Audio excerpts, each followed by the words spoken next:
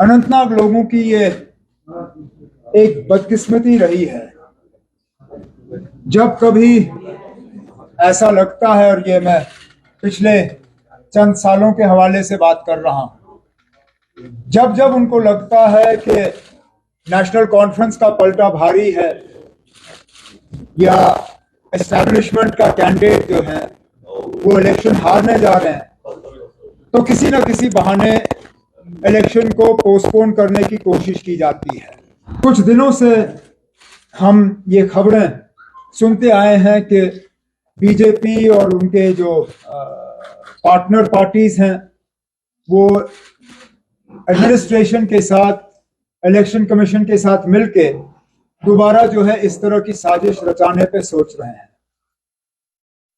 और बहाना ये बनाया जाएगा कि मुगल रोड जो है, मुगल रोड में जो है वहां चलने फिरने की जो है वो हालत ठीक नहीं है। नेशनल कॉन्फ्रेंस के तरफ से मैं इलेक्शन कमीशन को ये अपील हम करें या उन्हें हम वार्न करें कि इस तरह का कदम उनको उठाना नहीं चाहिए।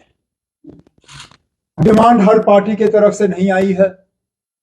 अगर आप जो इलेक्शन कमीशन की तरफ से जो जम्मू कश्मीर एडमिनिस्ट्रेशन को जो चिट्ठी गई है वो भी एक अजीब चिट्ठी है।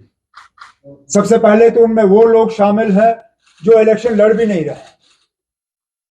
अब मुझे बताइए, पीपल्स कॉन्फ्रेंस का इसमें कोई उम्मीदवार है नहीं, बीजेपी का इसमें कोई उम्मीदवार है नहीं, उनको इस इलेक्शन से क्या लेना देना?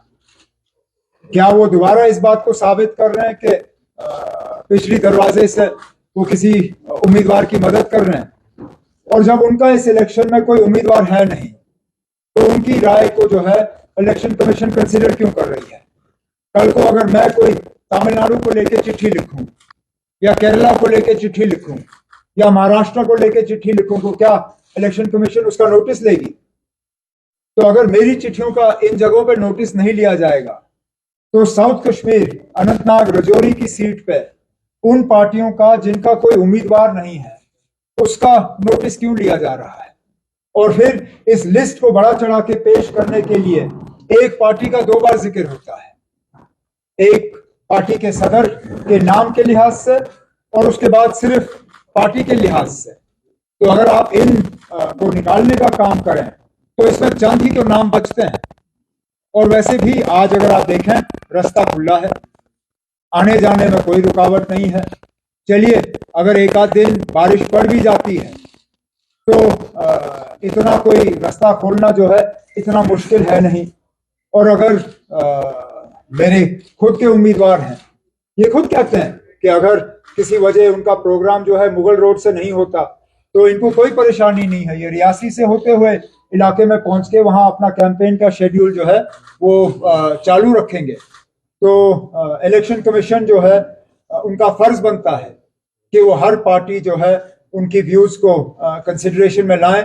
अगर हमारे व्यूज को नजरअंदाज किया जाता है तो उसका सीधा सीधा मतलब हम ये निकालेंगे कि जो है एक सोची समझी साजिश के तहत वहां इलेक्शन के साथ जो है खिलवाड़ करने की कोशिश की जा रही है।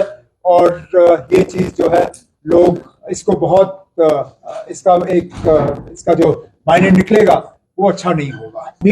Obviously all options are open to us. I first and foremost would make an appeal to the election commission not to do it. That there is no need for it. There is absolutely no need. If anything, the election commission should issue a directive to the J&K administration to ensure that the road is kept open. That's all the election commission needs to do. This government is perfectly capable of keeping this road open. I've been chief minister for 6 years. I know what our capabilities are. I know how capable our R&B department is. I know the machinery that we have. I know the manpower that we have. I know that there is absolutely no reason that the Mughal road cannot be kept open at the end of April. If this was January or February, yes, I myself would have had concerns about our ability to keep this road open, but not at the end of April.